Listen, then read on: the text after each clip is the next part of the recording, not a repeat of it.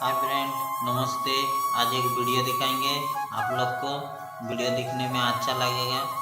और हम लोग बनाए हैं ये चपाती रोटी जो, और ये आलू का भाजी है, और ये टमाटर का चटनी है, और ये चिकन करी है, चिकन करी, और ये चावल राइस, ये आलू भाजी है। इतना आप लोग भी ऐसे रेडी कीजिए, बहुत अच्छा लगेगा। हम भी बना के खा रहे हैं।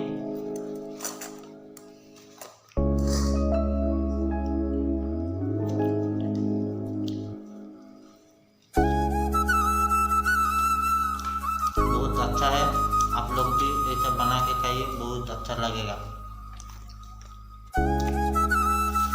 ये वीडियो देख के आप लोग सब्सक्राइब और लाइक कमेंट भी कीजिए। हम लोग